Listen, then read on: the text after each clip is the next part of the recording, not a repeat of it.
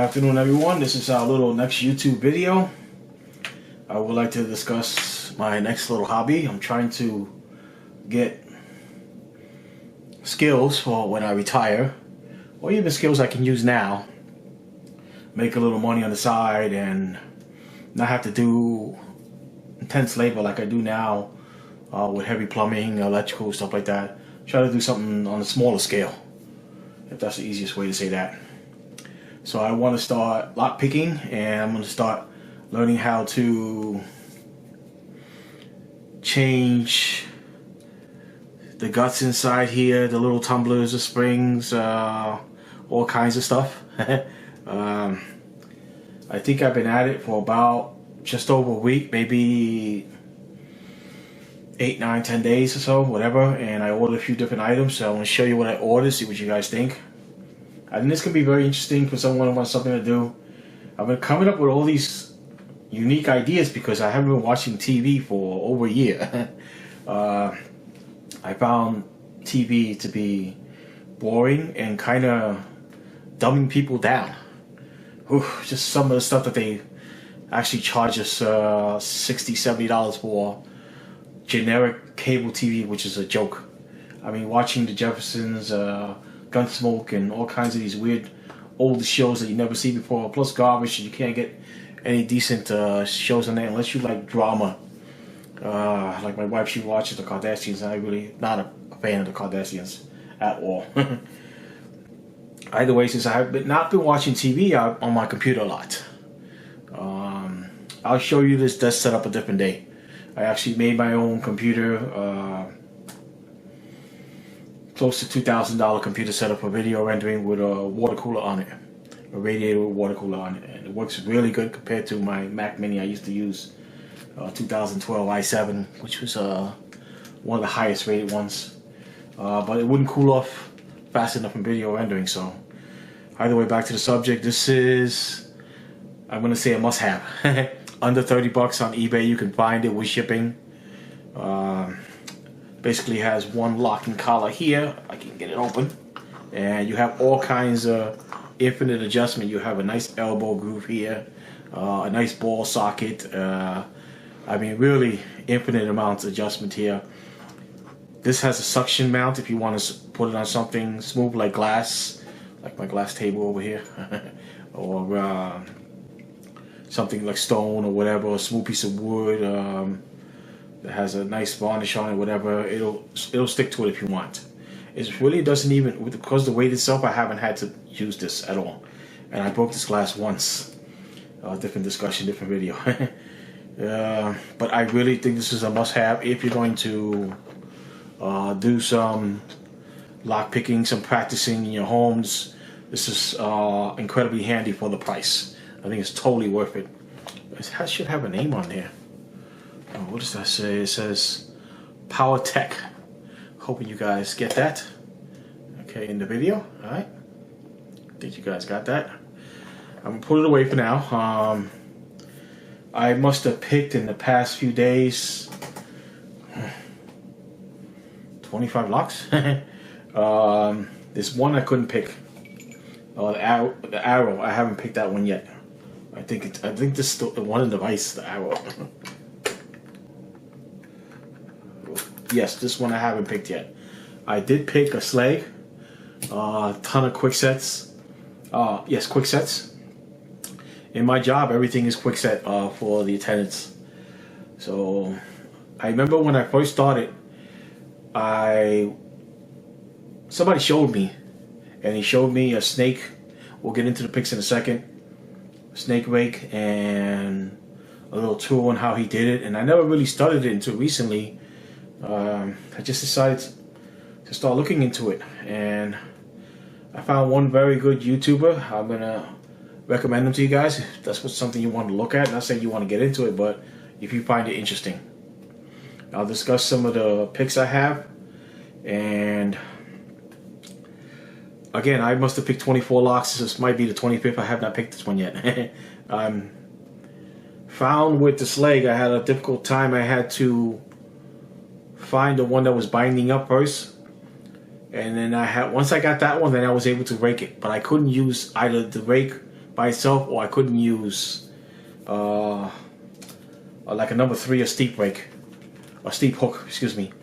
And I couldn't get that to open. I had to use 2 different style picks to get that open, so that was unique. It's all part of the learning experience. They also sell a lot of cylinders that you can see what's going on to help you. I'm not sure that I need all of that, but they do sell cylinders where you can change out the pins and make things more difficult for yourself and learn, get a feel for different type of pins, which is later on for me. This is all new to me, like I said, less than 2 weeks. Okay, so we don't need this anymore. Let's take that out of the picture. These 3 set, I brought that arrow, the slag, and this is a slag here.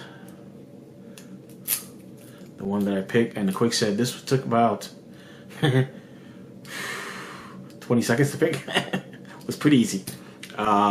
Sometimes quick sets can be that easy. This one took a while. I couldn't get this, I'm gonna say an hour or longer trying, and then trying different picks and stuff, and I couldn't get it. I got a couple of new ones to show you too. So these were pretty easy because they're mastered. I know what the master key looks like, so raking was working pretty good on this, and I'll show you which one was working pretty good, not the one that I expected to work. But one of these gave me a hard time. I don't know, because it wasn't oiled or whatever. The pins are starting to wear out inside. It was probably this one. Probably gave me a hard time. Took me a while to do it, probably say an hour. That wasn't normal for me. Also not normal for me is getting those 24 locks picked. Normal for me is getting half picked, half not getting picked. But I didn't have the picks I have now. I wasn't watching the gentleman I was watching. His name is Bosian, B-O-S-I-A-N, Bill, BosianBill. If you guys subscribe to him on YouTube, I think you're gonna have a good time. This is something you're interested in. Okay, I think you can learn a lot from his channel. All right, cylinders like this. I couldn't pick this padlock that had a key in the side instead of the combination at the bottom because it was too small. So that was one also I couldn't pick. But I'll get to them and I'll learn how to take them apart, put them together and stuff like that. So in case I decide to do a locksmith in school later on for my retirement, something to do when I retire that isn't intense or too heavy duty, where I can make a few dollars at, or work for someone doing something like that. Okay, so I don't think you guys need to see the locks anymore.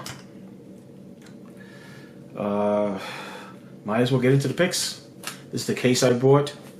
I remember getting it in, thinking to myself that it was going to be too big when I opened it up. And I'm realizing it's just about the right size.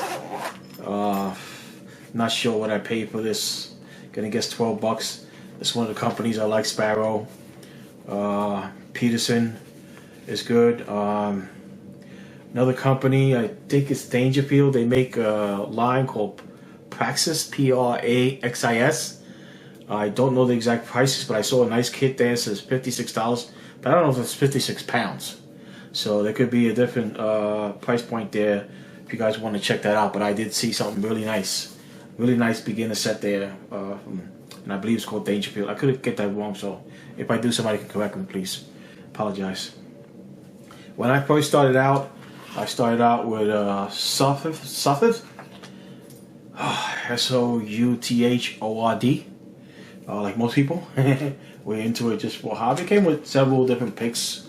This was one of them, but I modified that. I'll explain that in a second. And most of the time, we would just use this and this. Or we'd buy that thick blue pen that one would come out like this, and you would unscrew and this would come out of it, and that's what we would use, and we would tube raking. I didn't know anything about pick each pin at a time until I started watching BosianBill. And he started to explain it, and he makes it look so easy. And for newbies, it's not that easy. We kind of have to learn. So, the idea is practice. Keep practicing more and more. That's why I suggest that. That advice. Very nice tools. Okay. Now I went to bought my original picks from Sparrow, and I didn't buy a kit. I liked the Vortex, and I just said, maybe I don't need all of those, and maybe I'll just try to get a few and add on later on. There's really no wrong way to do it. you'll get used to certain picks and you get better with certain picks on different locks, and all that takes time and experience. This came in 2 balls, and I modified the other one. This is a double. Hoping you guys can see that. That's a double. Okay. And then it came with 1 ball. I modified the 1 ball because it wouldn't even go in the keyway very well. It just had a lot of difficulty. It almost felt kind of useless. So I kind of modified. I'll get to that in a second. This is from a computer, I think cell phone fix-it kit. They're just like plastic plies. Besides, I got a point on there. Might be useful at a time. Those just had those lying around. You're gonna need a set of tweezers sooner or later. This is just something I have lying around. They make really nice ones that have a little groove curve in here, so they round it inside, and they pick up the pins very nicely. Easier to work with. Okay, here is a snake. I think you guys might be able to see the first bump towards the handle is a little bigger, and there's a smaller bump in the front. This is basically a raking tool, or trying to do 1 pin at a time, or just fooling around with it. This is what I started with, and that's all I ever knew how to use. That's why I only had a 50% success record, even on the cheapos. Okay.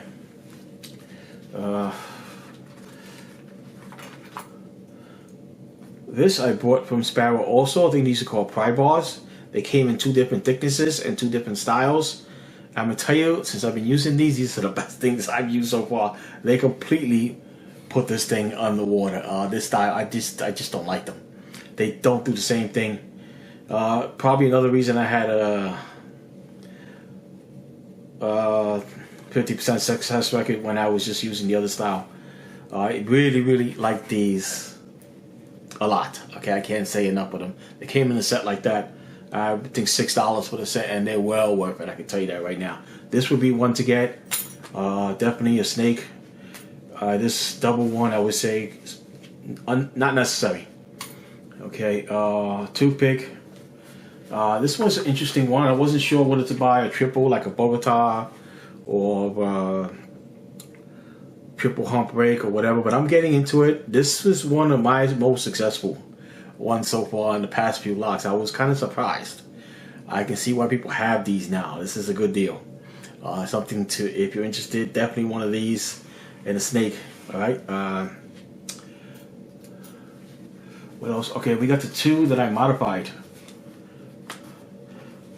This is from the cheap Southern kit that I don't remember what I had. This was actually a snake, and I guess the easiest way here to show you what I did is to put it in there like that.